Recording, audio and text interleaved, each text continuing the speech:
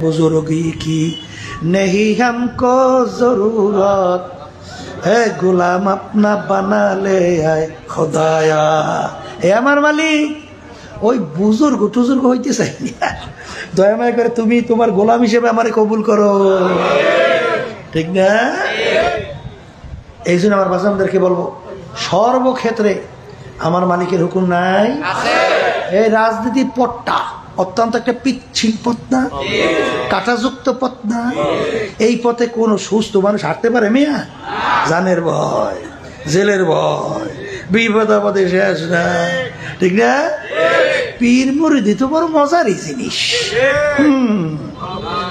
পীর মুরিদি সম্মান তার কম না হাদিয়া তোফা কম না আবার সব এমপিরা মন্ত্রীরা আইসিয়া হুজুরের সামনে মাথারে নোয়াই দেবে হুজুর একটু দোয়া করিয়া দেন কথা দেখে এমপি সাহেব আমার সম্মান করবে মন্ত্রী সাহেব সম্মান করবে আর যখন এই পথে হাঁটবে দরিয়া কিনে ইয়া সুযোগ হইলে মারিয়েও ভালাইতেছে কেসের অভাব নাই জেলেও যাওয়া লাগতে পারে আমার আব্বাজান রহমাতুল্লাহ আলাই তার বিরুদ্ধে প্রায় কিন্তু 18টার মতো কেস হয়েছিল আমি আপনাদের সামনে কথা বলতেছি আমার বিরুদ্ধে প্রায় 8টার মতো কেস হয়েছিল আমি কিন্তু জেলেও গেছিলাম জেলে যাইয়া ওই মোটা রুটি আর ডাইল কিন্তু আমিও খাইয়ে আসছি মেয়া কথা বলছেন কি সে জেলে গেছি জানবেন না বিএনপির সময় বিএনপির এক নেতা তার পকেট দিয়ে বলে আমি 5,000 টাকা চুরি করছি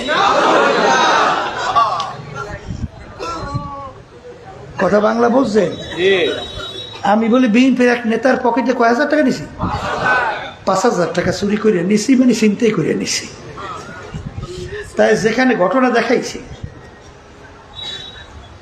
আমাদের বাড়ি থেকে প্রায় 1.5 কিলোমিটার দূর হইবে আমি তখন বাড়িতে তো ওখানে বলে এই নেতার পকেট দিয়ে বলে 5,000 টাকা নিছি বাংলাদেশের আদালত ম্যাজিস্ট্রেট কোর্ট এই গ্রাউন্ডের উপরে আমার 5 বছর সাজা দিচ্ছে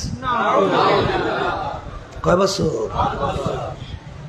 এখন 5 বছর সাজা দেওয়ার পরে এখন কি খায় দেখুন তো এই গেলাম তাড়াতাড়ি হাইকোর্টে যাওয়ার পরে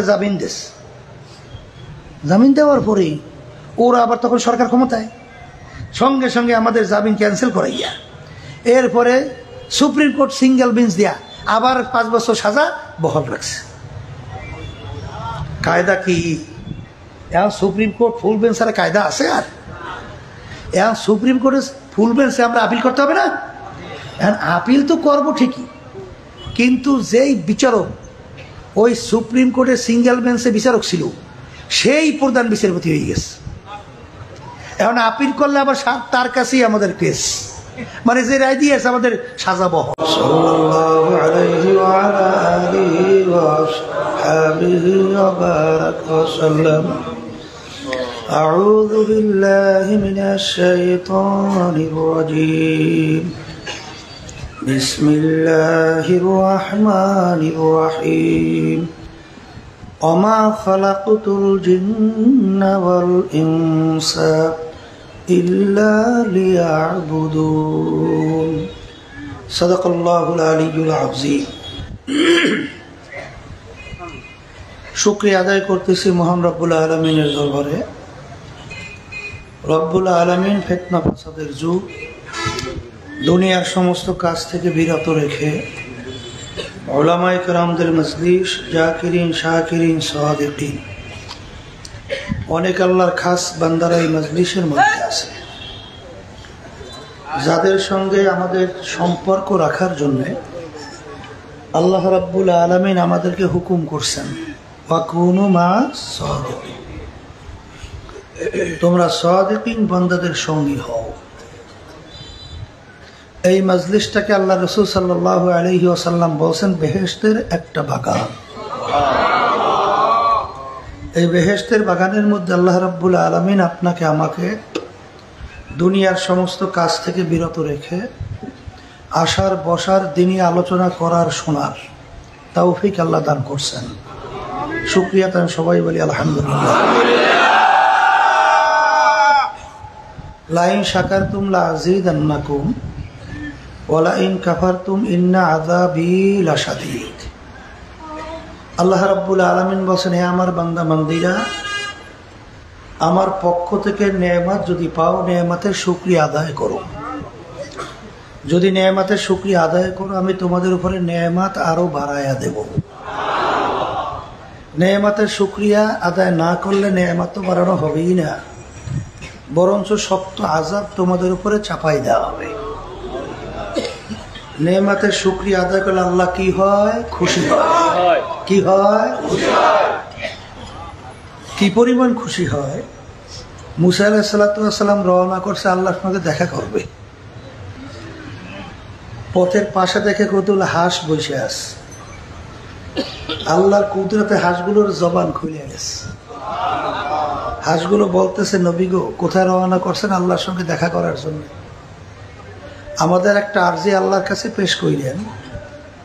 বহুদিন পর্যন্ত বৃষ্টি হয় না, অনাবৃষ্টির কারণে মাখলুকাতগুলো কষ্ট পায়।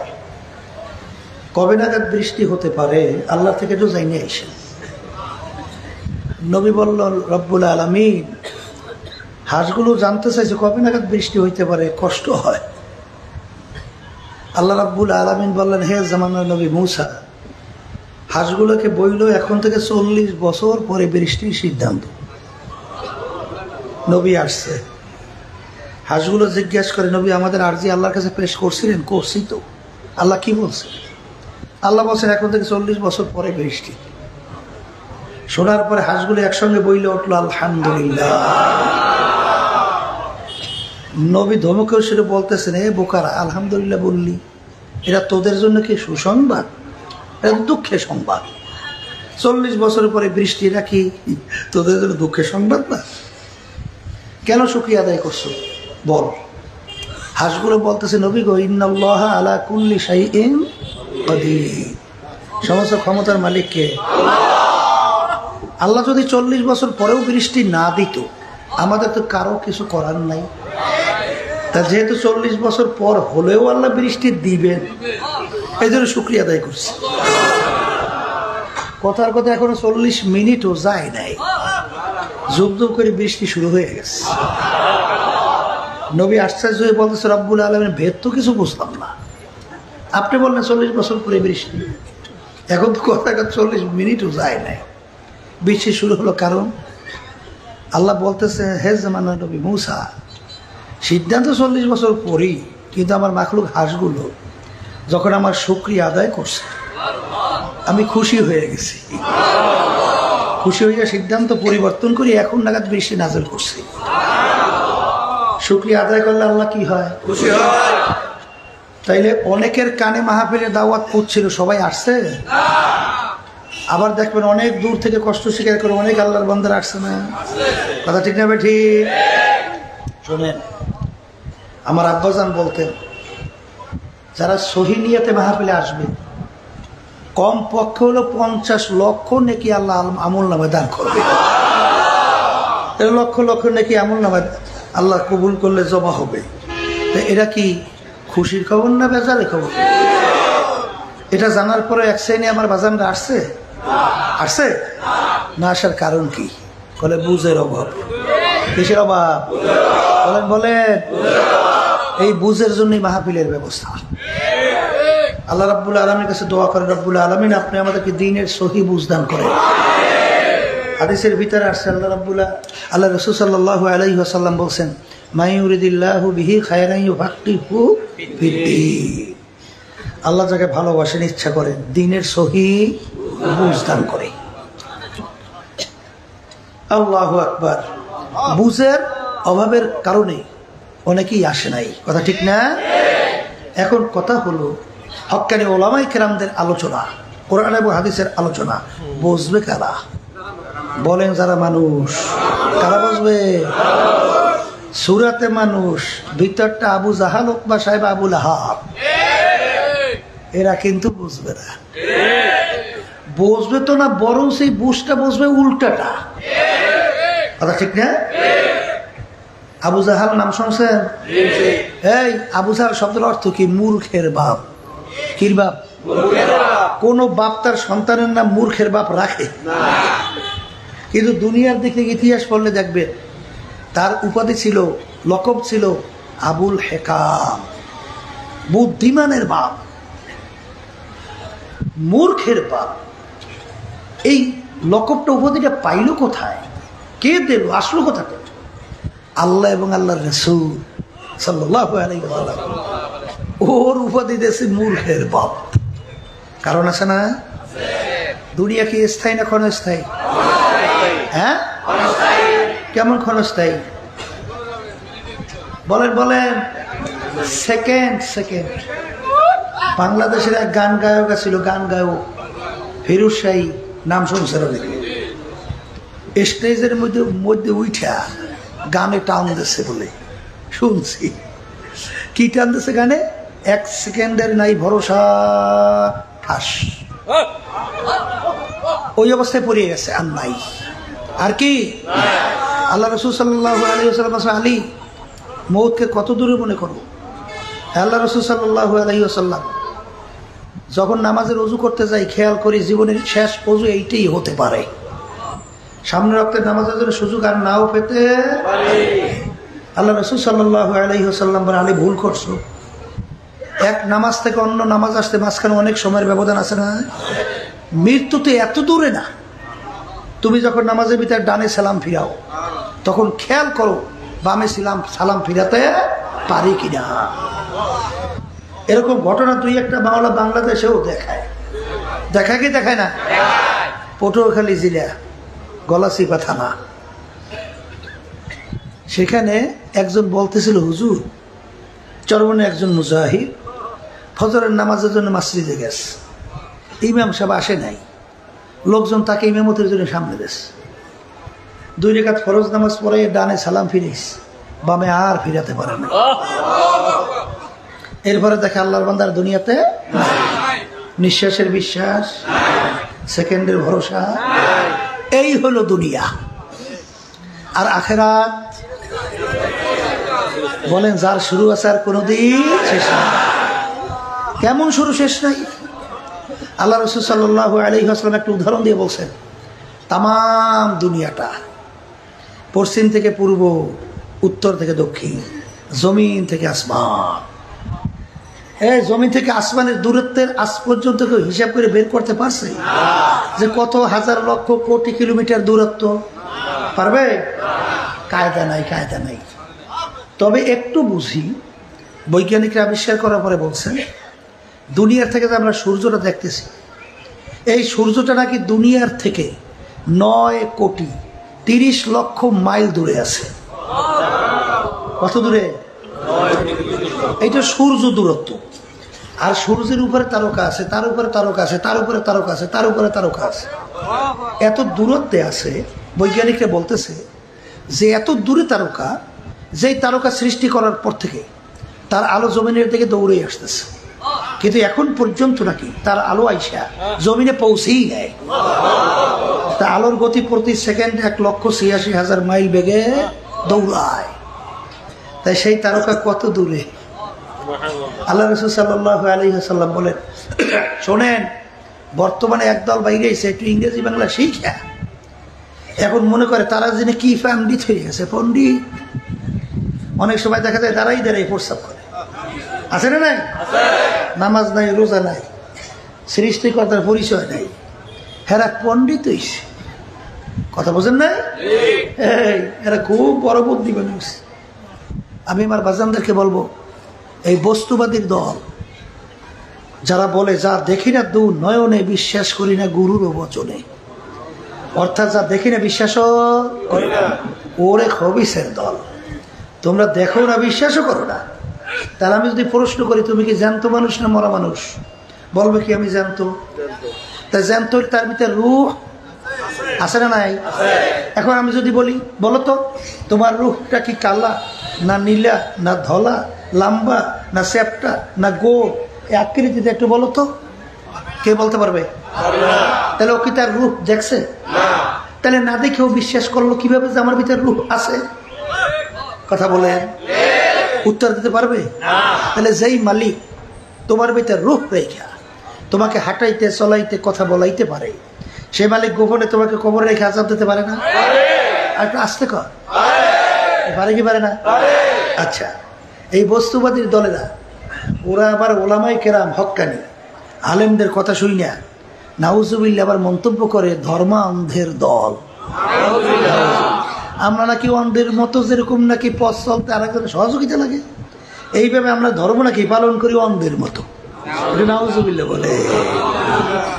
ওরা অনেক সুন্দর সুন্দর কথা বাড়ি করছে, বুঝলেন না? কলে ওলামাই কেরাম তো বয়ান করে, কি বয়ান? যে আল্লাহ রাব্বুল আলামিন যাকে একটা ছোট বেহেশত দান করবে 10টা দুনিয়ার সমান। কয় দুনিয়া? কয়জনকে দেবে? তাও আবার পরিমাণে কি ছোট, তো একজনকে দেবে 10 দুনিয়ার সমান বেহেশত, তাও আবার ছোট। তাহলে যেই বেহেশত বড় আল্লাহ দান করবে, এটা কত বড়?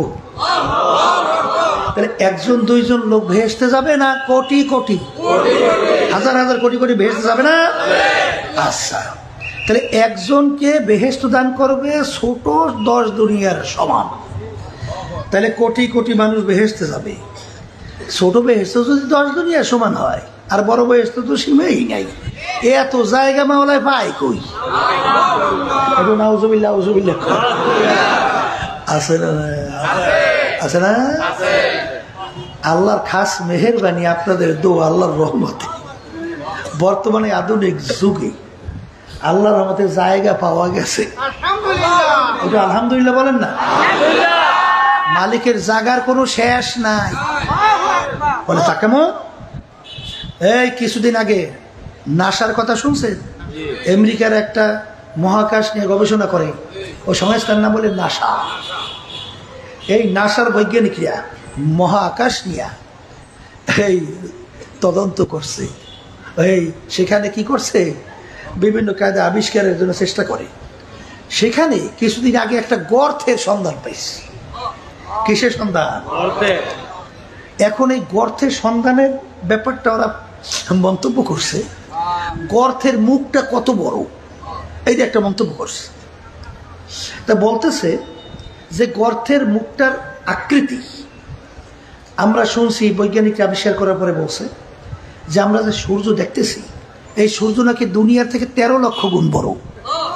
কত লক্ষ? দুনিয়ার থেকে 13 লক্ষ গুণ। তো এইরকম 30,000 কোটি সূর্য, কত? এরকম 30,000 কোটি সূর্য একসঙ্গে নাকি ওই গর্তের মুখের ভিতরে ঢুকাই দেওয়া যায়। তাও আবার মন্তব্য করতেছে, এও বলে ছোট গর্ত, এর চেয়ে বলে বড় বড় গর্তের সন্ধান পাওয়া যায়। ব্যাঙের বাচ্চা, ছোট ব্যাঙের বাচ্চা দেখছেন? লেজ আছে না নাই? শরীর কালো না দলা? আচ্ছা, তাহলে ছোট ব্যাঙের বাচ্চার লেজওয়ালা, শরীরও কালো, বড় হইলে লেজ আছে নাই, শরীর কালো থাকে, অন্য রং ধারণ করে না? তাহলে ছোট ব্যাঙের বাচ্চার লেজ আছে, শরীর কালো, বড় হওয়ার পরে লেজও নাই, রঙও পরিবর্তন। তাহলে এরকম ছোট ব্যাঙের বাচ্চা, ও লেজ পইরিয়া শরীর পরিবর্তন হইয়া ও যদি এই রূপ ধারণ করতে পারে, তাহলে মানুষের অনেক পার্সের সঙ্গে বানরের অনেক পার্সের মিল। তাহলে বানর লাফাইতে লাফাইতে লেজ স্পর্শ করে মানুষ হবে না কেন? নাউজুবিল্লাহ। এইটা আবার বান্দরের জাতেরা বিশ্বাসও করছে, কথা বুঝছে?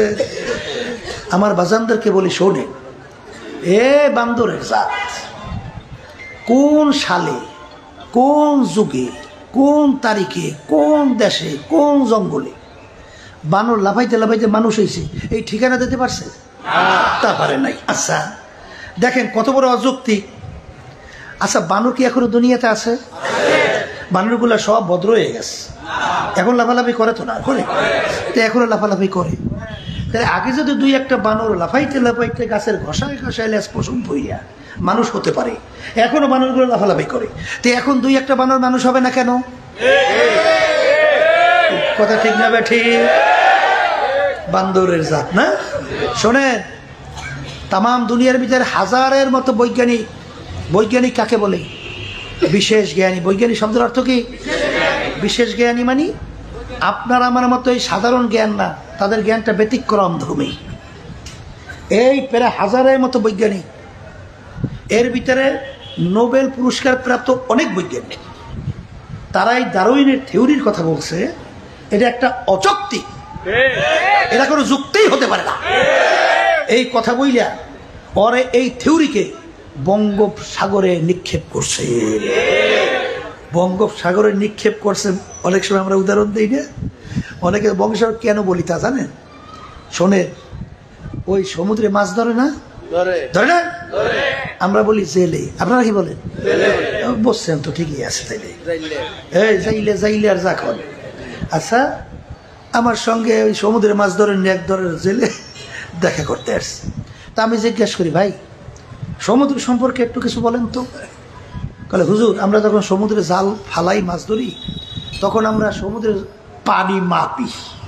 পানি কি তাহলে পানি মাপতে যাইয়া রশি ফালাইতে থেকে ওজন দিয়া, লোহার বা কিছু দিয়া ফালাই, এক জায়গায় পাই 1000 বাম।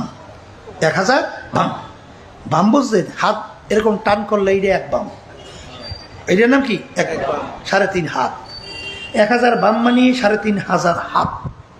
হুজুর অনেক জায়গায় ফালাই যাইয়া প্রায় 10,000 ভাব। এরপরে যাইয়া ফালাইতে থাকে, আমাদের যত ক্ষমতা আছে ফালাইতে থাকে, যাইতে থাকে যাইতে থাকে যাইতে থাকে যাইতে থাকে, ওর কোনো তলামলা তালাশ করে পায় না। এই জন্য ওর নাম রাখছি নাই ভাম। কি নাম? শোনেন, এই বৈজ্ঞানিকরা দুনিয়া সৃষ্টির পর থেকে সমুদ্র নিয়ে রিসার্চ করছে।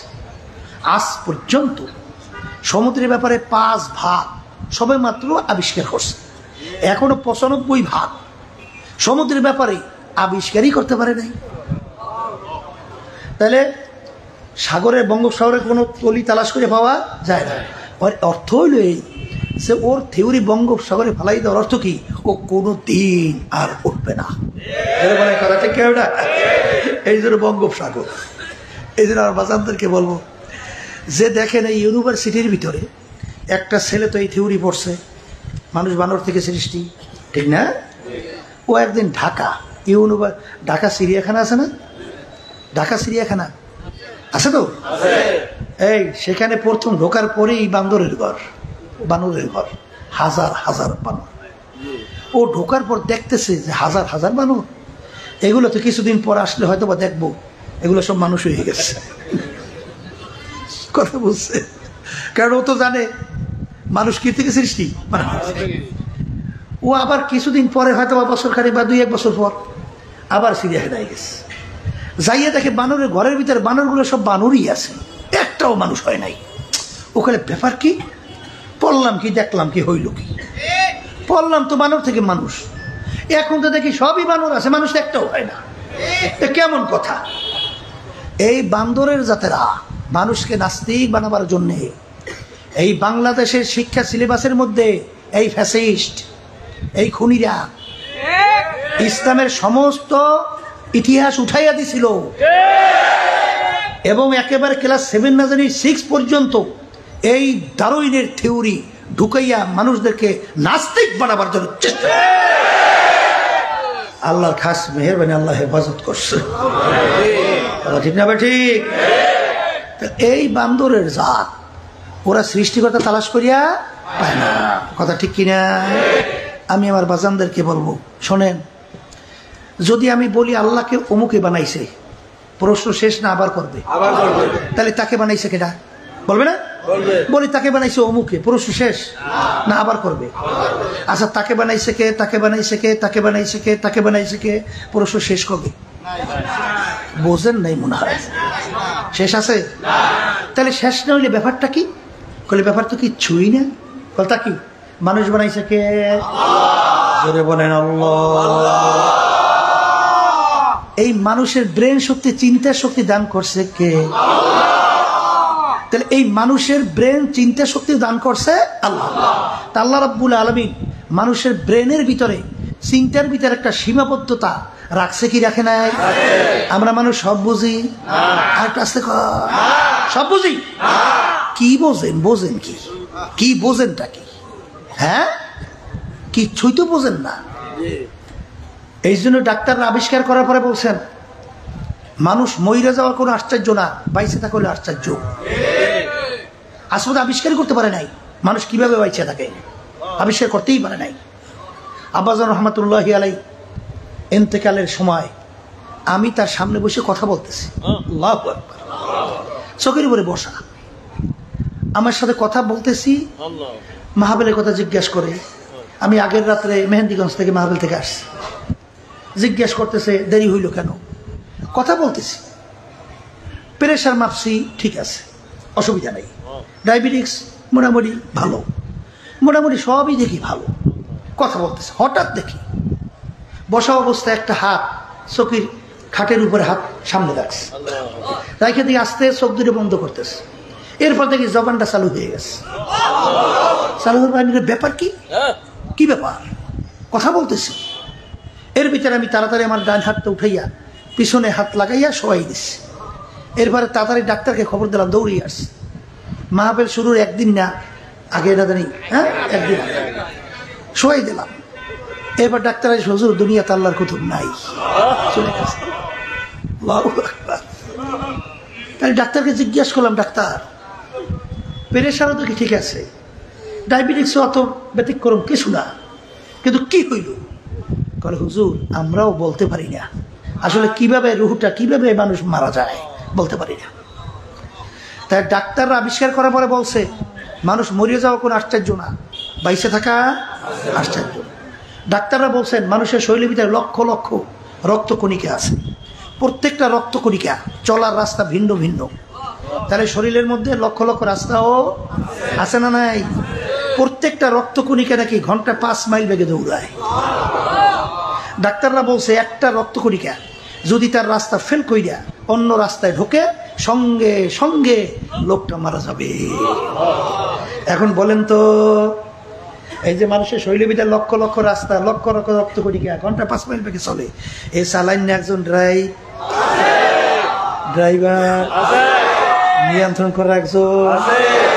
তোমার আমার ব্রেন ডাক দিয়ে বলবে একজন নিয়ন্ত্রক আছে, সেই নিয়ন্ত্রক হলো আল্লাহ। জোরে বলে কথা ঠিক না বেঠিক? আল্লাহ রাসূল সাল্লাল্লাহু আলাইহি ওয়াসাল্লাম বলেন, তাফাক্কুরু ফি খালকিল্লাহ ওয়ালা তাফাক্কুরু ফিল্লাহ। তোমরা আল্লাহর মাখলুকাত নিয়ে চিন্তা করো, আল্লাহ সম্পর্কে চিন্তা করতে যাইও না। কারণ আল্লাহর ব্যাপারে, অস্তিত্বের ব্যাপারে চিন্তা করার শক্তি, ব্রেন আল্লাহ কোনো মানুষকে দান করে না। যেইটা নাই এইটা নিয়ে যদি কেউ পারাপারি করে, কোনোদিন তার লক্ষ্যে পৌঁছবে না। পৌঁছবে লক্ষ্যে ধ্বংস, ধ্বংস ছাড়া কোনো গতি আছে? ওই শেষ পর্যন্ত পৌঁছবে মানুষের বান্দরের জাত। কথা ঠিক না? ঠিক। আল্লাহ মাফ করুক। যার ভিতরে লজ্জা শরম আছে, এই আল হায়া শুবাতুম মিনাল ঈমান না, ঈমানের একটা অংশ কি হায়া, লজ্জা। লজ্জা আচ্ছা বলেন তো, যার ভিতরে লজ্জা শরম আছে সে মানুষের ভিতরে রাস্তার পাশে দাঁড়াইয়ে প্রস্রাব করতে পারে? ওর ভিতরে লজ্জা আছে? হ্যাঁ, তাহলে ওই রকম দাঁড়াই দিয়ে প্রস্রাব করে কেন? আল্লাহ মাফ করুক। আল্লাহ ভালো জানে কইতে পারে, আমাদের ধারণা ও তো চিন্তা করছে যে আমাদের পূর্বপুরুষ হলে বানর। পূর্বপুরুষ বান্দরের জাত হলে পূর্বপুরুষ কি হয়? বানর হয় না?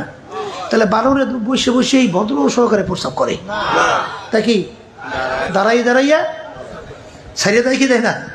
ও চিন্তা করছে আমার পূর্বপুরুষ এরা দাঁড়াই দিল সাইরিয়া, আমি বসে ভদ্রভাবে দরকার কি আমিও দিলাম দাঁড়াই সাইরিয়া। আল্লাহ মাফ করুক। কি জোরে বলে কথা ঠিক না? তাই যেই কথা বলতে চাইছিলাম, আল্লাহ রাব্বুল আলামিন বলেন যে শোনো, আমার পরিচয় যদি চাও আর পরিচয় লাভ করতে চাও, অবিল আফাকি ওয়াফি আনফুসিকুম আফালা তুবসিরুন। হে বান্দা বান্দি, তুমি তোমার নিজের দিকে তাকাও, মুরাকাবা করো। তোমাকে নিয়ে রিসার্চ করলে, মুরাকাবা করলে আমার পরিচয় পাইয়া যাবা। সবাই জোরে বলেন সুবহানাল্লাহ। শোনেন, ওই আলোচনা লম্বা থেকে বেশি যাব না, সংক্ষেপ বুঝেন, যার কপাল ভালো বসবে। কিন্তু আবু জাহাল মার্কা হইয়েন না। কি মার্কা? আবু জাহিলিয়া। আল্লাহ রাব্বুল আলামিন আল্লাহ রাসূল সাল্লাল্লাহু আলাইহি ওয়াসাল্লামকে দুনিয়া পাঠাইছেন, প্রায় 32-এর মতো মুজিজা আল্লাহ তার পক্ষ থেকে প্রকাশ করাইছে। কত মুজিজা? এই 32-এর মতো মুজিজা আল্লাহ প্রকাশ করাইছেন। আবু জাহিল সব দেখে শুনে বুঝিয়া ওকে তো ইমান আনে নাই। আছে আছে এই মৌজাদা শোনেন নাই কত জ্বালান যে জ্বালাইছে আল্লাহ রাসূল সাল্লাল্লাহু আলাইহি ওয়াসাল্লামকে। এই জ্বালানোর কোনো শেষ আছে মেয়া? বলেন না আছে শেষ? বলে তাকি শোনেন, একদিন আবু জাইল্লা এরকম হাতের মুঠ করিয়া আল্লাহর নবীর সামনে যাই ধরছে, মুহাম্মদ সাল্লাল্লাহু আলাইহি সাল্লাম তুমি আল্লাহর নবী হইলে বলো তো আমার হাতের মুঠার মধ্যে কি আছে? আল্লাহ রাসূল সাল্লাল্লাহু আলাইহি ওয়াসাল্লাম বলেন, চাচা যান যদি বলতে পারি হবে কি?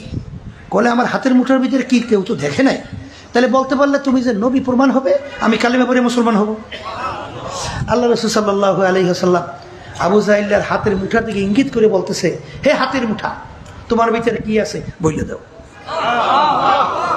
কি আল্লাহর কুদরত, ওই পাথরের জবান খুলে গেছে। পাথরের জবান খুইলে প্রথমে কালিমা পড়ে, কালিমা তাইয়্যিবা লা ইলাহা ইল্লাল্লাহু মুহাম্মাদুর রাসূলুল্লাহ সাল্লাল্লাহু আলাইহি ওয়াসাল্লাম। হে আল্লাহর রাসূল আমরা হাতের মুঠার ভিতরে 3টা পাথর আছে। এই ঘটনা দেখা শোনার পর আবু জাহলকে ঈমান আনা উচিত ছিল কি ছিল না? আটো মুখ খুলে বলেন ছিল কি ছিল না? কিন্তু ঈমান আনছে আনে নাই। এরকম ঘটনা কি একটা দুইটা আর 32-এর মতো আসতে বলে? আল্লাহ রাসূল সাল্লাল্লাহু আলাইহি ওয়াসাল্লামের কাছে এক মায়ের দুধ পানকারী বাচ্চা নিয়ে আসছে। মায়ের দুধ পানকারী কোলের বাচ্চা দোয়ার জন্যে। আল্লাহ রাসূল সাল্লাল্লাহু আলাইহি ওয়াসাল্লাম বাচ্চাটাকে দেখে মিসকি মিসকি হাসে। আল্লাহ রাসূল সাল্লাল্লাহু আলাইহি ওয়াসাল্লাম মিসকি হাইসা বাচ্চাটাকে প্রশ্ন করে, হে বাচ্চা বলো আমি কে? কাকে প্রশ্ন করছে?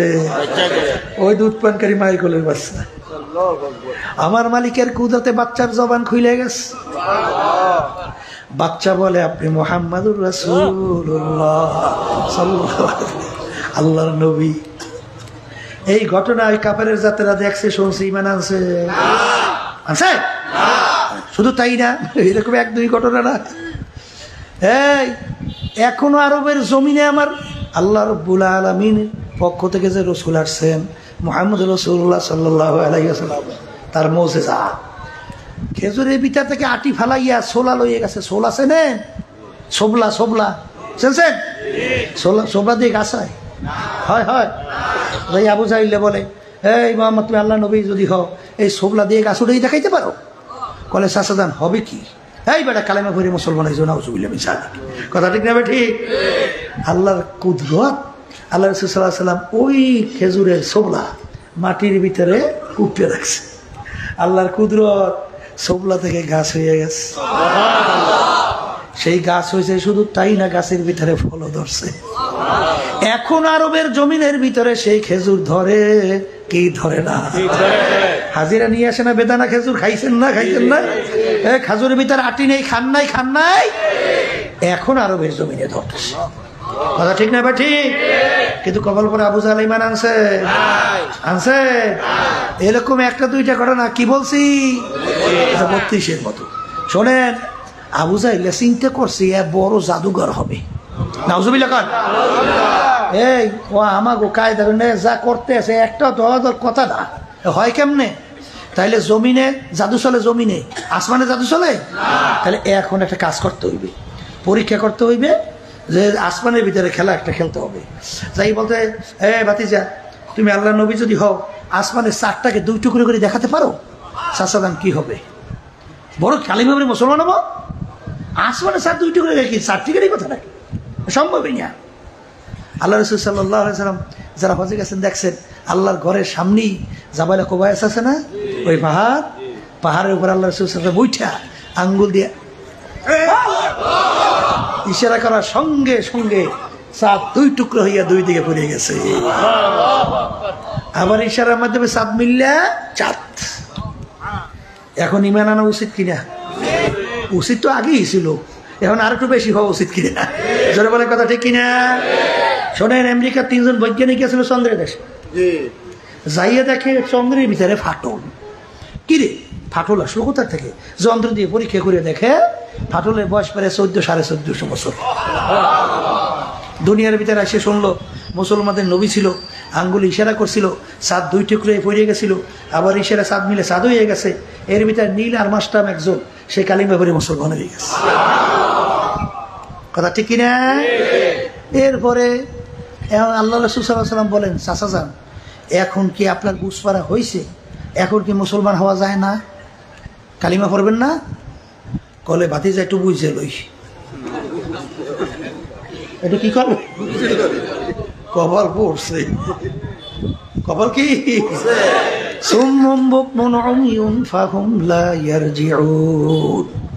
ওর সিনার ভিতরে মোহর পইরা গেছে, ঈমান নসিব হবে না। এ আল্লাহর বান্দারা, পর্দার আড়ালের মা বোনেরা, এরকম কোন কাজ কইরো না যেই কাজের কারণে আমার মালিক বেজার না হইয়া, বেজার হইয়া যেন তোমার সিনার ভিতরে মোহর না মারে। আল্লাহ মাফ করেন আমাকে সবসময়। তাইলে কিন্তু আর ঈমান নসিব হবে না। খবরদার, খুব সতর্ক অবস্থায় পা বাড়াতে হবে, ঠিক না? আবু জাহেল বুঝবে, কা বোঝেন নাই? আবু জাহেল চিন্তা করছে চাঁদ 2 টুকরা তো সম্ভবই না, তাইলে এটা নজরবন্দি করছে। নজরবন্দি বোঝেন তো, জাদুঘরটা করে না, রাত্রের দিন দেখায়, দিনের রাত্র দেখায়, আগুন দেখায়, অমুক দেখায়, সমুক দেখায়।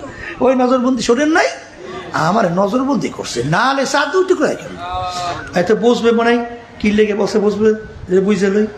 অর্থাৎ আরবের বাহির থেকে যেই লোকগুলো আরবের ভিতরে ঢুকবে, তাদের কাছে জিজ্ঞাসা করবে, ভাই গতকাল রাত্রে আকাশে কোনো ঘটনা কিছু দেখছো?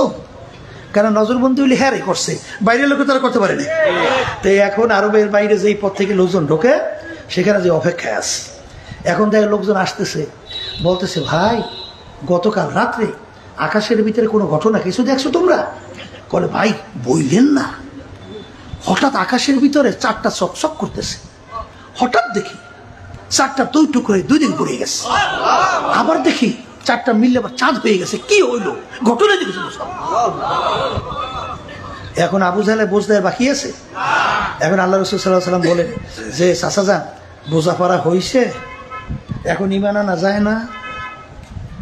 এখন আবু জাহেল কয়, ভাতিজা, আমি তো আগে বুঝছিলাম আমার ভাতিজা মানে ছোট মোটো জাদুঘর, এখন তো দেখি যে বিশ্ব জাদুঘর।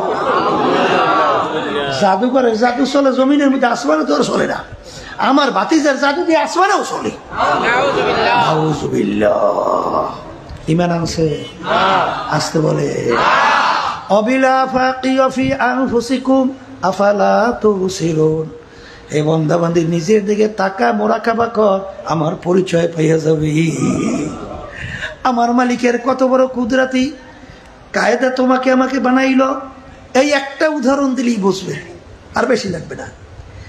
এই আঙ্গুলে টিপ দেন, টিপ জায়গা কতটুক? এতটুক জায়গা না? দুনিয়া সৃষ্টির পরে আমার মালিক এই জায়গায় ডিজাইন করছে। কি করছে? আর আসতে দুনিয়া সৃষ্টির পরে যত মানুষ আসছিল আছে, এতটুকু জায়গায় আমার মাওলা ডিজাইন করছে। একটা মানুষের আঙ্গুলের টিপের সঙ্গে আর একটা মানুষের টিপের পূর্ণ কোনো মিল না। সুবহানাল্লাহ, মুখ দিয়ে বের হয় না? একটু ইংরেজি বাংলা বই দিয়া ধরাকে সরা জ্ঞান মনে করেন না, তারাই দেরে প্রস্রাব করেন, নামাজ পড়েন না, মনে করেন আপনি একজন পণ্ডিত হয়েছেন। কি শেখছো? বিজেপি একটা ভাষা শেখছো, তাও আবার সন্ত্রাসী, তামাম দুনিয়ার ভিতরে অসভ্য জাতি। কথা বাংলা বোঝে? এইটা শিক্ষা ফুটুর ফাটার ইংরেজি মারে। একজন ইংরেজ ম্যান আবার ইংলিশ মিডিয়ামে পড়াই একদল বাইরেছে, গর্ব করে আমার ছেলে ইংলিশ মিডিয়ামে পড়ে। ওরে সর্বনাশ, হ্যাঁ ছেলে ইংলিশ মিডিয়ামে পড়ে, গর্ব কি? ইংলিশ মিডিয়ামে কি শিখায় জানেন? জোড়ায় জোড়ায়। ব্যাখ্যা দরকার নাই, বুঝছেন তো? হুয়ারের চেয়েও খারাপ, কুত্তার চেয়েও খারাপ, শুয়ারের চেয়েও খারাপ। মানুষ হইছো, মানুষ মানুষ হইছো না কুত্তার চেয়েও খারাপ হইছো? হ্যাঁ, এই কথা শোনার পরে আবার কেউ রাগ করিলেন না। ইংলিশ, বাংলা, অন্য ভাষা শেখা কোনো দোষ নাই, শেখেন। আল্লাহ রাসূল সাল্লাল্লাহু আলাইহি ওয়াসাল্লাম অন্য ভাষা শেখার ব্যাপারে উদ্বুদ্ধ তো করছে না, কিন্তু ইংরেজি ভাষা শিখে ইংরেজ হওয়া লাগবে? হ্যাঁ, পাইছো কোথায়? হ্যাঁ, বর্তমানে এক শ্রেণী মুসলমান সন্তান বিজাতিদের কালচার, আবার আমাদেরকে টিটকেরি মারে, এখন ডান হাত বাদ দিয়ে বাম হাত দিয়ে খায়, বুঝেন নাই? আবার খাইলে কিছু ফেলাইয়ে রাখে, কিরে বেটা ডান হাত আছে বাম হাত দিয়ে খাও কেন? এটা একটা স্টাইল। উড়ে সর্বনাশ, এটা আধুনিকতা। আধুনিকতার শেষ শিখরে পৌঁছছে, বিদেশে যাই দেখো সব ল্যাংডা। শোনেন নাই কি? শোনেন নাই? ল্যাংডা এই আধুনিকতায় পৌঁছছে, এই বন্ধু পড়ছে। ওদিকে লম্বা আলোচনায় আমি যাবো না, আমি সংক্ষেপ যেটা বলতেছিলাম। আচ্ছা বলেন তো, আমার মালিক যে এতটুকু জায়গায় ডিজাইন করছে, তোমার কোন বিজ্ঞান, কোন দর্শন, কোন যুক্তি কি আছে এতটুকু জায়গায় কেটা কয়টা ডিজাইন করতে পারে? আসতে কয় ডিজাইনের একজন নাই? জোরে বলো কে? পরিচয় পাওয়া যায়? এ কপাল পোড়া যারা নাকি সৃষ্টিকর্তার পরিচয় পাও না, একই সাজ থেকে একই রকমের পিঠা বের হয়, এক ডিজাইনের সাজ থেকে এক ডিজাইনের পিঠা বের হয়। বাজান, আমার মায়ের পেট থেকে 10টা সন্তান বের হইল, মায়ের একটা কিন্তু সাজ, 10 রকমের সন্তান বের হইল। এই ডিজাইনার কে? এক রকমের সাজ থেকে 10 রকমের পিঠা বের হয় না, এক রকমের। আমার মা পেট থেকে 10টা সন্তান বের হইল, এই শ্বাস কয়টা? হ্যাঁ, তাহলে একটা ভাইয়ের সঙ্গে আর একটা ভাইয়ের চেহারা পূর্ণ মিল না। এই বানাই না একজন কারিগর আছে না? না, জোরে বলো কারিগর কে? পরিচয় পাওয়া যায়? যায় যায়। আমার মালিক কত বড় কুদরতের মালিক। দুনিয়া সৃষ্টির পর থেকে যত মানুষ দুনিয়াতে আসছিল, আছে, আসবে, একটা মানুষের গলার আওয়াজের সঙ্গে আর একটা মানুষের গলার আওয়াজের পূর্ণ কোনো মিল না। এই বানাইনি একজন কারিগর আছে না? না, আপনি আপনি হয় সব না, বান্দর থেকেই তো হয়েছে। হ্যাঁ, এই বানাইনা কারিগর কে? জোরে বলো। পরিচয় পাওয়া যায়? যায় না? যায় না। এরপরে আমার বাজানদেরকে বলবো, পর্দালে মা বোনদেরকে বলবো, বেশি লম্বা চোরা জাক্কা মাক্কা নেই। 30 পারা কোরআন কারীম আমাদের মাঝে আছে না? না, আল্লাহর হাবিবের 32 মুজিজার মধ্যে সবচেয়ে বড় মুজিজা হলো কোরআনুল কারীম। সবাই বলেন সুবহান। কোরআনুল কারীম নাযিল হলো আরবি ভাষায়। আরবের কাফেররা ভাষা ছিল কোন ভাষা? আরবি ভাষা।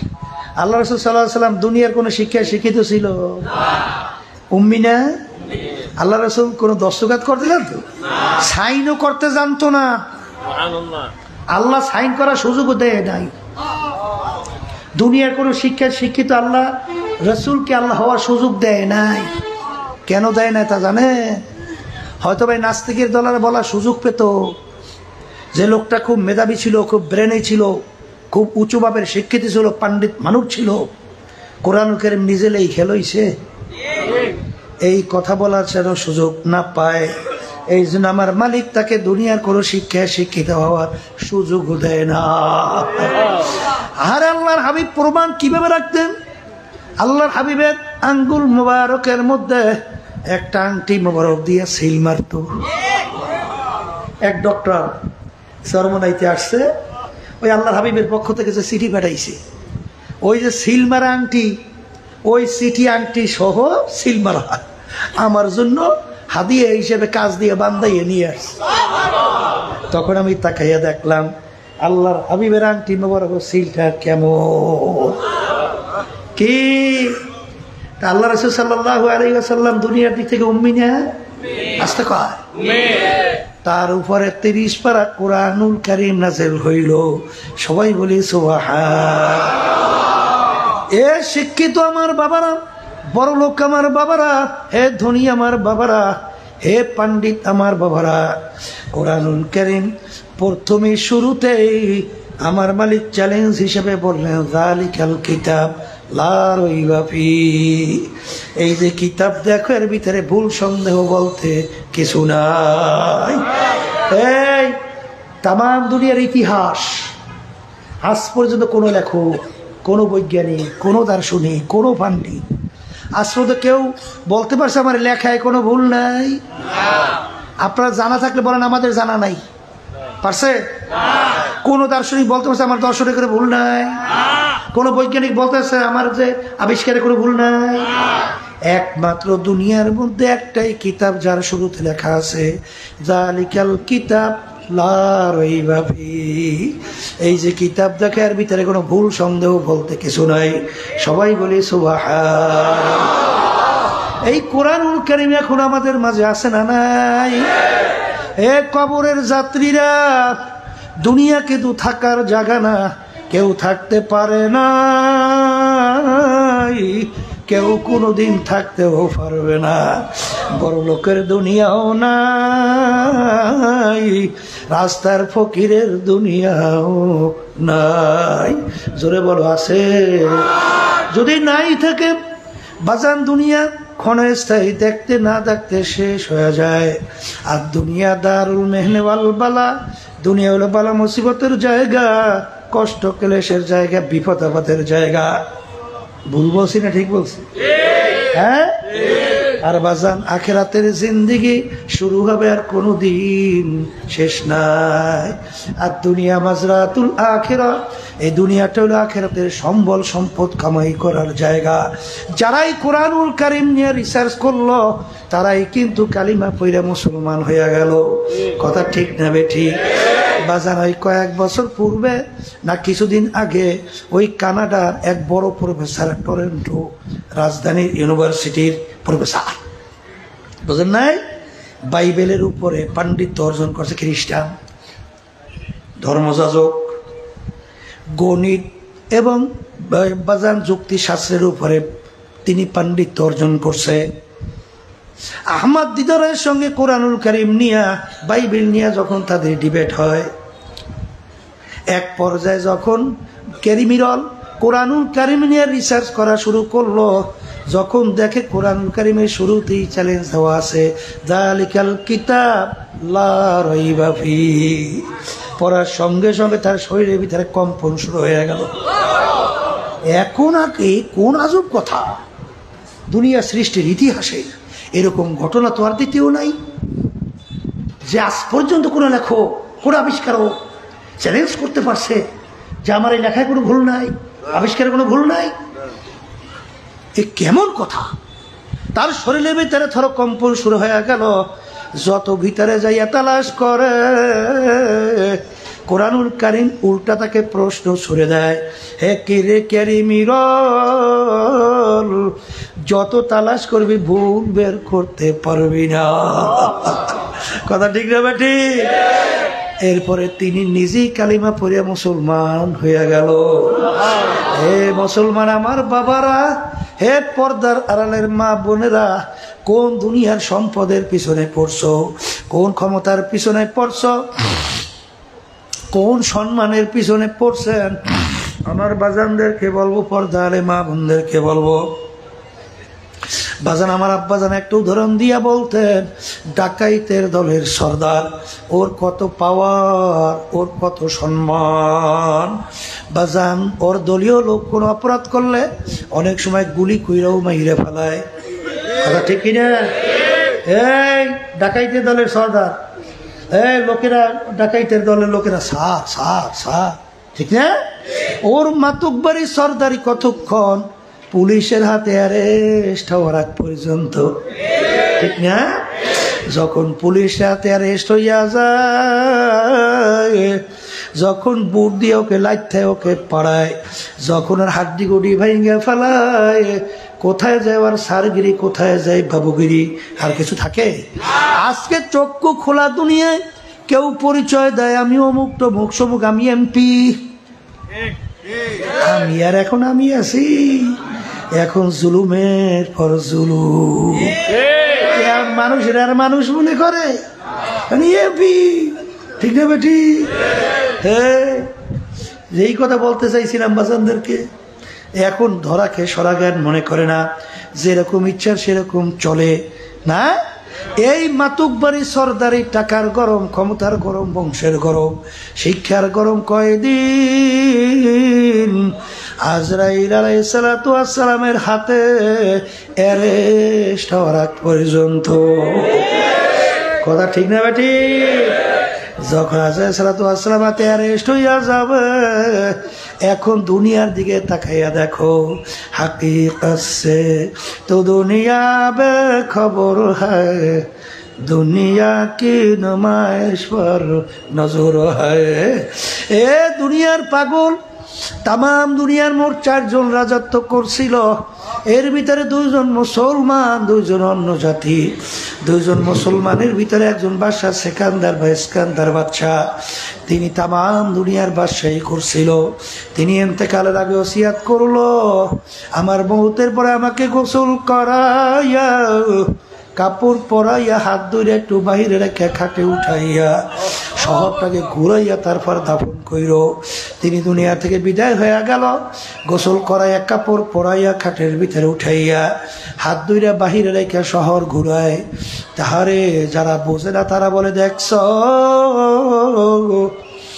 আজীবন বাদশা আমাদের থেকে খাজনা এবং ট্যাক্স নিল, এখন মরার পরেও কেমন হাত পাইতে আছে, মনে হয় খাজনা এবং ট্যাক্স চায়। বিজ্ঞ আলেমরা বলে, বোকারা তোরা তো বোঝো নাই, বাদশা সিকান্দার ইন্তেকালের আগে ওসিয়াত করছিল, মৌতের পরে গোসল করে কাপড় পরাইয়া, হাত বাইরে রেখে ঘুরাইয়া দাফন করার জন্যে। তিনি তামাম দুনিয়ার মানুষকে বোঝাতে চায়, ও তামাম দুনিয়ার মানুষেরা, আমি বাদশা সিকান্দারের মতো এত বড় বাদশা মনে দ্বিতীয় আর কেউ হইতে পারবি না। তামাম দুনিয়ার বাদশাহী করলাম, কিন্তু এখন আমি যখন কবরে রওনা করলাম, একেবারে ছেড়ে 2টা খালি হাত দিয়া কবরে রওনা করলাম, আর কিছুই নিতে পারলাম না। এই জন্য আমার বাজানদেরকে বলবো, পর্দার মা বোনদেরকে বলবো, বাজান আমাদের মালিক কেন বানাইছেন? প্রথম আপনাদের সামনে আয়াত শরীফ তেলাওয়াত করছিলাম। আল্লাহ বলেন, ওয়ামা খলাকতুল জিন্না ওয়াল ইনসা ইল্লা লিয়াবুদুন, মানুষ এবং জিন এই 2টা জাতিকে আমি কেন সৃষ্টি করলাম? আমার মালিক বলে, আমার ইবাদতের জন্যে। সবাই বলি সুবহানাল্লাহ। আল্লাহ আমাদেরকে বানাইছেন কেন? মুখ খুলে সবাই বলে, কার ইবাদত? হ্যাঁ, এখন ইবাদত শব্দের অর্থ কি? একবারে বাংলা সোজা মুখস্থ করেন, বলেন মালিকের হুকুম অনুযায়ী চলা, এর নাম হলো ইবাদত। শুধু নামাজের জন্যই আল্লাহ আমাদেরকে বানায় নাই, শুধু রোজা রাখার জন্যই আল্লাহ আমাদেরকে বানায় নাই, অন্যান্য হজ যাকাত আদায় করার জন্য বানায় নাই। মালিক বানাইছেন আমাদেরকে তার ইবাদতের জন্য। যদি নামাজের জন্যই বানাইতেন, বাজান সূর্য উঠতেছে, সূর্য ঠিক মাথার উপরে চলে আসছে, সূর্য ডুবতেছে, ওই সময় যদি কেউ নামাজ পড়েন, সওয়াব না গুনাহ? নামাজ পড়ছেন, পাইছেন কি? কারণ কি? সবাই মুখ খুললে এই কথাটা দিলে বসাইতে হবে। বলেন যে ওই নামাজটা মালিকের হুকুম অনুযায়ী হয় না। মালিকের হুকুম অনুযায়ী না হওয়ার কারণে নামাজ পড়ছে, আমল নামায় গুনাহ জমা হয়েছে। রোজা আল্লাহর হুকুম, ফরজ। ঈদের দিন যদি কেউ রোজা রাখেন, সওয়াব না গুনাহ? রাখলেন রোজা, পাইলেন গুনাহ। কারণ কি? মালিকের হুকুম অনুযায়ী হয় নাই। তাহলে যেই রোজাটা মালিকের হুকুম অনুযায়ী হয় নাই, আমল নামায় গুনাহ জমা হয়েছে, নেক জমা হয় নাই। তাহলে যেই কাজটা মালিকের হুকুম অনুযায়ী হবে, সেটা ইবাদতের ভিতরে গণ্য হবে। কথা এটা বুঝাইতে পারলাম? বুঝছি তো? আল্লাহ কবুল করে নেন। এখন বলতে পারেন হুজুর তাহলে অন্য অন্য মাখলুকাতগুলো আমার মাওলায় কেন বানাইলেন? ওই কোরআনুল কারীমের ভিতরে আমার মালিক বলেন অখুলিকালাকুম মা ফিল আরদি জামিআ, অন্য অন্য মাখলুকাতগুলো আমি বানাইছি তোমাদের জন্যে। সুবহানাল্লাহ। অন্য অন্য মাখলুকাত আল্লাহ বানাইছেন কেন? হ্যাঁ, এই সূর্য আমরা দেখতেছি, সূর্য আমাদের মানুষের দরকার আছে না নাই? একটা মানুষ না থাকলে সূর্যের কি হয়? তাহলে সূর্য আল্লাহ আমাদের বানাইছে আমাদের জন্য, ঠিক আছে? আচ্ছা, গাভী গরু পালেন কেউ? গাভী গরু, হ্যাঁ? আচ্ছা বলেন তো, গাভী গরুর দুধ আমরা খাই না? আমাদের দরকার আছে না নাই? জবাই করে গোশত খাই না? আচ্ছা, গাভী গরু যদি একটা মানুষ দুনিয়া না থাকে, গাভী গরুর হবে কি? তাহলে গাভী গরু আল্লাহ বানাইছে কাদের জন্য? খালি গরু লাগে না? লাগে না? গাছ আমাদের দরকার আছে না নাই? মানুষ একটা দুনিয়া না থাকলে গাছের কি হয়? তাহলে সব বানাইছে মালিক আমাদের জন্যে। আর আমাদেরকে বানাইলেন মালিক কেন? বলেন তার ইবাদতের জন্যে। আর ইবাদত শব্দের অর্থ মালিকের হুকুম অনুযায়ী চলা। কথা ঠিক না ভাই? ঠিক। আমার মালিকের হুকুম প্রতিটা মানুষের ব্যক্তিগত জীবনে আছে না নাই? কথা কয় না? সামাজিক জীবনে আছে না নাই? পারিবারিক জীবনে আছে না নাই? ব্যবসা ক্ষেত্রে আছে না নাই? খরচের ক্ষেত্রে আছে না নাই? এই রাজনৈতিক ক্ষেত্রে ওখানেও আছে। এই জায়গায় জায়গায় সমস্যা, ঠিক না? একদল কিন্তু আমাদের মতো আল্লাহ আল্লাহ আল্লাহ আলেম, তারা বলে আমরা রাজনীতি করি না, আছে না? হ্যাঁ, তবে মানব রচিত কুফরি তন্ত্রমন্ত্র এটা করি না, ঠিক আছে, এটা ঠিক আছে। কিন্তু যদি বলে আমি রাজনীতি করি না, তা আল্লাহ রাসূল সাল্লাল্লাহু আলাইহি ওয়াসাল্লাম রাষ্ট্রপতি ছিলেন না? সাহাবায়ে কেরাম ছিলেন না? তারা রাজনীতি করে না? রাষ্ট্রনীতি, রাজনীতি মানে কি? রাষ্ট্রনীতি, রাষ্ট্র পরিচালনা করে নাই? তাইলে যদি কেউ বলে যে আমি করি না আমভাবে, এলে কিন্তু খবর আছে, এলে কিন্তু বিপদ আছে। মালিক কিন্তু তোমার আমার নামাজের মুখাপেক্ষী না। ওই তাহাজ্জুদে নামাজ পড়তে পড়তে কপালে দাগ পড়ছে, এই মুখাপেক্ষী না। 10 বার 20 বার হজ করছেন, এর মুখাপেক্ষী কিন্তু আল্লাহ না। আপনার আমার নামাজ দিয়ে আল্লাহ করবে কি? আল্লাহ নামাজের খুব দরকার, রোজার খুব দরকার, হ্যাঁ? তাহলে আমরা নামাজ পড়ি কেন? বলেন হুকুম পালন করি।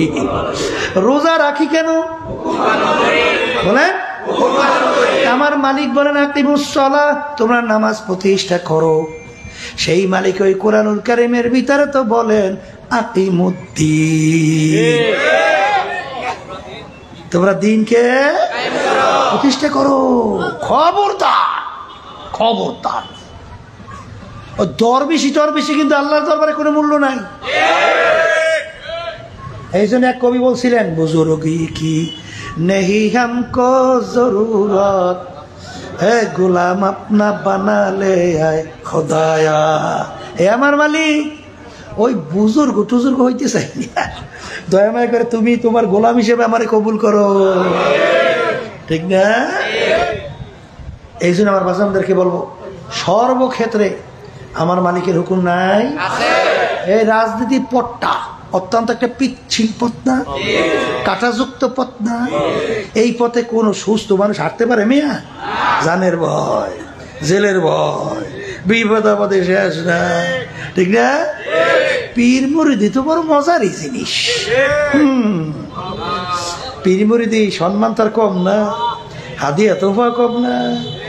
আবার সব এমপিরা মন্ত্রীরা এসিয়া হুজুরের সামনে মাথারে নোয়াই দেবে, হুজুর একটু দোয়া করিয়া দেন। কথা ঠিক, এমপি সাহেব আমার সম্মান করবে, মন্ত্রী সাহেব সম্মান করবে। আর যখন এই পথে হাঁটবে, দৌড়িয়া কি ইয়া সুযোগ হইলে মারিয়েও ভালাইতেছে। কেসের অভাব নাই, জেলেও যাওয়া লাগতে পারে। আমার আব্বাজান রহমাতুল্লাহি আলাইহি, তার বিরুদ্ধে প্রায় কিন্তু 18টার মতো কেস হয়েছিল। আমি আপনাদের সামনে কথা বলতেছি, আমার বিরুদ্ধে প্রায় 8টার মতো কেস হয়েছিল। আমি কিন্তু জেলেও গেছিলাম। জেলে যাইয়া ওই মোটার উঠিয়া ডাইল কিন্তু আমিও খাইয়ে আসছি মেয়া। কথা বলছেন? কি সে জেলে গেছি জানবেন না? বিএনপির সময় বিএনপির এক নেতা তার পকেট দিয়ে বলে আমি 5,000 টাকা চুরি করছি। কথা বাংলা বুঝছেন? আমি বলি বিএনপির এক নেতার পকেটে কয় হাজার টাকা নিছি? 5,000 টাকা চুরি করে নিছি, মানে চিন্তাই করে নিছি। তাই যেখানে ঘটনা দেখাইছি, আমাদের বাড়ি থেকে প্রায় 1.5 কিলোমিটার দূর হইবে, আমি তখন বাড়িতে। তো ওখানে বলে এই নেতার পকেট দিয়ে বলে 5,000 টাকা নিছি। বাংলাদেশের আদালত, ম্যাজিস্ট্রেট কোর্ট এই গ্রাউন্ডের উপরে আমার 5 বছর সাজা দিচ্ছে। কয় বছর? এখন 5 বছর সাজা দেওয়ার পরে এখন কি খায় দেখুন তো। এই গেলাম তাড়াতাড়ি হাইকোর্টে। হাইকোর্টে যাওয়ার পরে জামিন দিস। জামিন দেওয়ার পরে ওরা আবার তখন সরকার ক্ষমতায়, সঙ্গে সঙ্গে আমাদের জামিন ক্যান্সেল করাইয়া এরপরে সুপ্রিম কোর্ট সিঙ্গেল বেঞ্চ দিয়া আবার 5 বছর সাজা বহাল রাখছে। কায়দা কি? এখন সুপ্রিম কোর্ট ফুল বেঞ্চ আর কায়দা আছে? আর এখন সুপ্রিম কোর্টের ফুল বেঞ্চে আমরা আপিল করতে হবে না? এখন আপিল তো করবো ঠিকই, কিন্তু যেই বিচারক ওই সুপ্রিম কোর্টের সিঙ্গেল বেঞ্চে বিচারক ছিল, সেই প্রধান বিচারপতি হয়ে গেছে। এখন আপিল করলে আবার তার কাছেই আমাদের কেস, মানে যে রায় দিয়েছে আমাদের সাজা বহল, এখন তার কাছে আবার আপিল। এখন আমার মতো একটা ছেলে 5 বছর যদি জেলে কাটে তখন থাকে কি বলেন? গ্রাউন্ড কি? কোন দেশে বসবাস করে? কোথায় আছে? কি করতেছে? হ্যাঁ, আল্লাহর খাস মেহেরবানি, সুপ্রিম কোর্ট ফুল বেঞ্চ থেকে আল্লাহর রহমতে আল্লাহ কেস খালাস করে দিচ্ছে। আল্লাহ বাঁচাই। এ বিপদের কথা না মিয়া, আসতে কয় এ বিপদের রাস্তা না। হ্যাঁ, পীর মুরিদ হইলে শান্তির অভাব আছে? এই একটু বুজুর্গ হইলে কত কায়দা, কত শান্তি, কত আইসে দোয়া টোয়া নেয়, কত কায়দা। আরে নামলে ফিডানের চোটে অনেক সময় পিঠ লাল। এই জন্য আর বাজারদের বলবো, শোনে, পিচ্ছিল পথ। ইসলামী আন্দোলন বাংলাদেশ 1987 সালে প্রতিষ্ঠিত হয়েছে, কিন্তু আজ পর্যন্ত আমাদের মার্কা হাত পাখা। আল্লাহ দেশে আসলে যখন অশান্তির আগুন দাউ দাউ করে চলে লাগে, তখন হাত পাকার বাতাসে সব চলবা।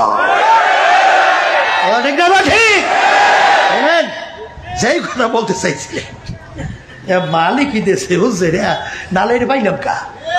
হ্যাঁ, শেষ পর্যন্ত এই প্রতীকে একটা এমপিও কি সংসদে আজ পর্যন্ত গেছে? ও তাইলে আমরা অনেকে মন্তব্য করতে, হুজুর আপনাকে লোক বল নাই, লোকজন নাই, সমর্থন নাই, তাহলে আপনারা যাইবেন কিভাবে?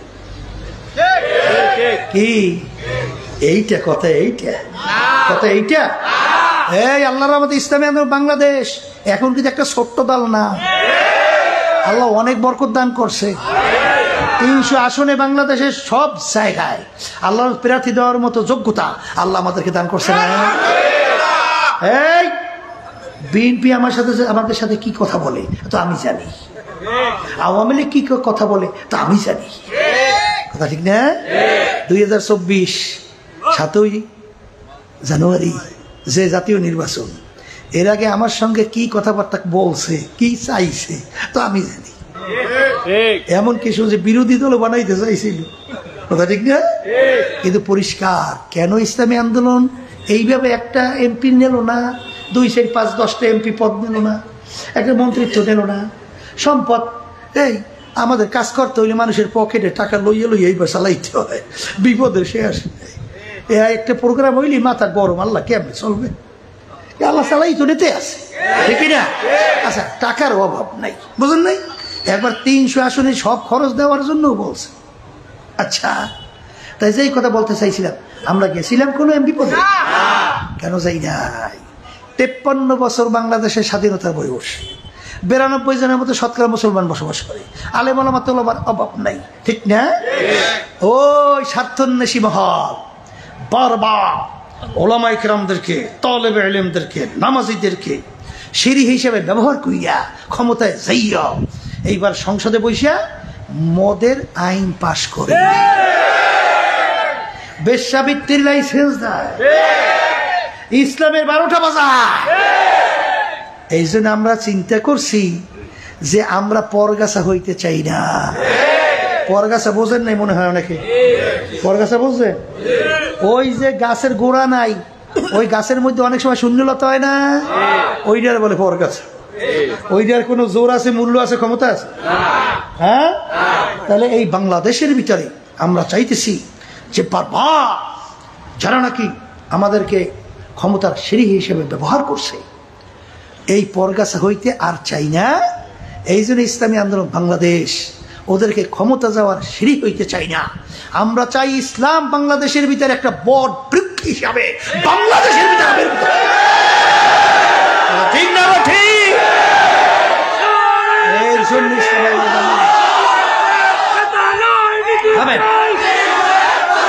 এই জন্যে শোনেন, এই জন্য ইসলামী আন্দোলন বাংলাদেশ এই ক্ষমতার মসনদে আল্লাহর রহমতে আপনাদের দোয়ায় বসে নাই।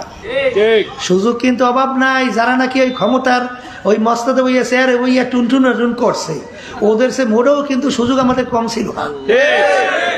ঠিক না?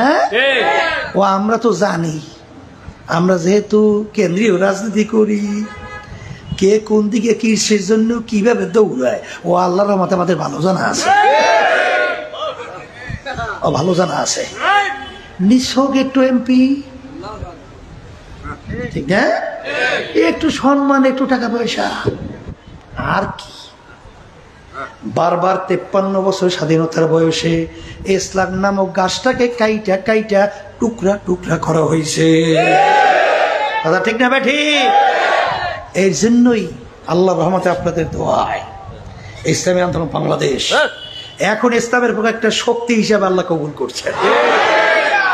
এখন নাস্তিকরা যখন ইসলাম নিয়ে, মুসলমানদেরকে নিয়ে যখন ষড়যন্ত্র করে, যখন ইসলামী আন্দোলন বাংলাদেশ তার সহযোগী সংগঠন ওদের বিরুদ্ধে যখন রাজপথে আওয়াজ তুলে, ওদের ভয়তে কলিজা থর থর করে কাঁপতে পারে আল্লাহর হজরে।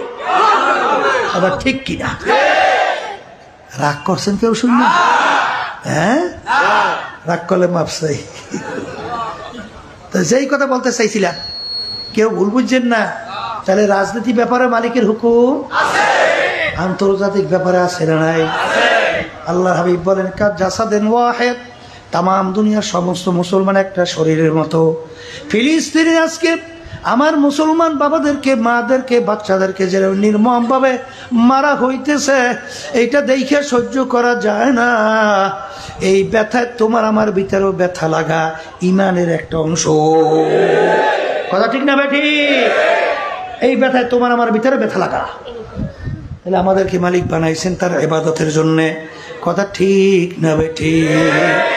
এ মুসলমান আমার বাবারা, पर्दा माँ बोलेरा दिन के सूरज डूब रही है हम लोगों के सामने रोज़े महशर क्या जवाब है मुस्तफा की सामने। हे आलेमरा, हे पीरेरा, हे मुफ्तीरा, हे नामाजीरा, मुसलमान आमार बाबारा, তোমার আমার সামনে আজকে দিন পরাজিত, মানব রচিত তন্ত্র মন্ত্র আজকে বিজয়। আর আজকে নীতি আদর্শ ইসলামের দিন আজকে তোমার আমার সামনে পরাজিত। আল্লাহর হাবিবের সামনে কিয়ামতের ময়দানে কি জবাব দেবা চিন্তা ভাবনা করে খবরে পাবারাইও। জোরে বলেন কথা ঠিক কিনা? এই জন্য আমার বাজানদেরকে বলবো, সব সময় ঘটা মনে রাখো, যখন কথা আসছে বইলে ফালাই। ইব্রাহিম আলাইহিস সালাতু ওয়াস সালামকে নমরুদ যখন আগুনে ফালাইলো, একটা ব্যাঙ বারবার পানির ভিতরে লাফ দেয়, পানি ঢোক গেলে ওইটা বারবার আগুনের দিকে প্রস্রাব করে। ব্যাঙের পানির পরিমাণ অল্প, এতটুক পানি আগুনের কাছেও যায় না, আর এতটুক পানি দ্বারা এত বিশাল প্রকৃতির আগে নেবেও না। আবার পানি শেষ, আবার ব্যাঙ পানির ভিতরে লাফ দেয়, আবার পানি ঢোক গেলে ওইটা আবার আগুনে প্রস্রাব করে। জিজ্ঞাসা করে, ব্যাঙ তোমার পানি আগুনের কাছেও যায় না, আর এতটুকু পানি দ্বারা আগুন নেবেও না, তুমি এরকম বারবার কেন করো? ব্যাঙ বলছিল, আমার পানি আগুনের কাছেও যায় না, নেবেও না জানি, কিন্তু এরকম কেন করি? আল্লাহ এবং তার খলিল ইব্রাহিম দেখো, আমি ব্যাংক তাদের পক্ষে আছি। এই জন্য হাদিসের ভিতরে আসছে লা তাকতুলুদ দেবদা, তোমরা ব্যাংকে মাইরো না। ব্যাং ইব্রাহিম আলাইহিস সালাতু ওয়াস সালামের আগুন নিবাইতে সহযোগিতা করছিল। বাজান কাকলাস রক্ত জোড়া বারবার আগুনে ফু দেয়, কাছেও যায় না জলেও না, কেন করো? আর নমরুদ এবং তার দলেরা দেখো আমি তাদের পক্ষে। এক বাড়িতে মারতে বলে 100 নাকি আমল নামায় জমা। কথা ঠিক কিনা? এক কবরের যাত্রীরা, আল্লাহর বান্দারা, পর্দা আলে মা বোনেরা, কি হবে জানি না, কি পারবো তাও জানি না, তবে বাজার নিয়াত করা লাগবে তুমি আর আমি কিয়ামতের ময়দানে যেন বলতে পারি আমার মালিক আমি তোমার পক্ষের লোক। কার কাছে বলবেন? হে আল্লাহ আমি তোমার পক্ষের লোক, এরকম বলার জন্য কে কে নিয়াত করতে পারে? আল্লাহ নারায়ে তাকবীর, নারায়ে তাকবীর। আল্লাহ কবুল করেন।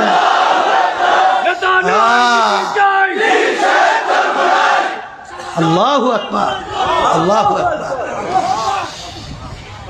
বাজান ভালো করে বোঝেন, কেউ দুনিয়ায় থাকবো না বাজান, বাদশার দুনিয়াও থাকবে না আর ফকিরের দুনিয়াও থাকবে না, কিন্তু মৌতের পরে তাকাইয়া দেখো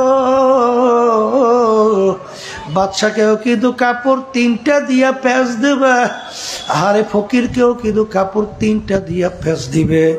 ইমাম সাহেব নামাজ পড়াবে জানাজার, বাদশার জন্য তাকবীর 4টাই দিবে, ফকিরের জন্য 4টা। কবর যখন খুঁড়বে ফকিরের জন্য 3.5 হাত, বাদশার জন্য 3.5 হাত। বাজান কবরে প্রশ্ন মান রব্বুকা ওয়া মা দীনুকা ওয়া মান নাবিয়ুকা, বাদশার জন্য 3টা, ফকিরের জন্য 3টা, পীরের জন্য 3টা, বাজান মুরিদের জন্য 3টা। আল্লাহ আল্লাহ। বাদশা যখন দুনিয়াতে আসছে ল্যাংটা অবস্থায়, কোনো কাপড় নাই, কোনো চোপড় নাই, আর রাস্তার ফকির যখন দুনিয়াতে আসে তাও কিন্তু ল্যাংটা অবস্থায়, দুনিয়াতে আসা ল্যাংটা অবস্থায়, আবার যখন কবরে রওনা করবে 3টা সাদা কাপড় দিয়ে কি অবস্থায়। কিন্তু বাজান দুনিয়ার ভাগ্যের ব্যাপারে, ভাগ্যের বিনিময়, কেউ বা বাদশা, কেউ বা রাস্তার ফকির। ঠিক কিয়ামতের ময়দানে অনেক বাদশা ফকির হইয়া উঠবে, আর অনেক ফকির কিয়ামতের ময়দানে বাদশা হইয়া উঠবে। আল্লাহ আল্লাহ আপনি আমাদেরকে কবুল করে না। আল্লাহ আল্লাহ আল্লাহ। গোলাম বেহেশতের ভিতরে নাজ নেয়ামত খাবে, আনন্দ ফুর্তিতে আল্লাহু আকবার সময় কাটাবে, আর মালিক জাহান্নামের আগুনে জ্বলতে জ্বলতে কলিজা পুইরা কয়লা আংরা হয়ে যাবে। তাকাইয়া দেখবে গোলাম কত আরামে, ডাক দিয়ে বলে গোলাম রে তোকে কত তুচ্ছ করছি, টিটকারি মারছি, কত কিছু করছি, তুই নামাজ পড়ছো আমি নামাজ পড়ি নাই, তুই রোজা রাখছো আমি রাখি নাই, বরঞ্চ তোকে আমি টিটকারি মারছি। এখন তো আল্লাহর ওয়াদা সত্য হয়ে গেল, এখন তুই নাজ নেয়ামত খাও। আমার কলিজা জাহান্নামের আগুনে পুইরা আমার কলিজা কালো কয়লার মতো হয়ে গেছে, আমাকে একটু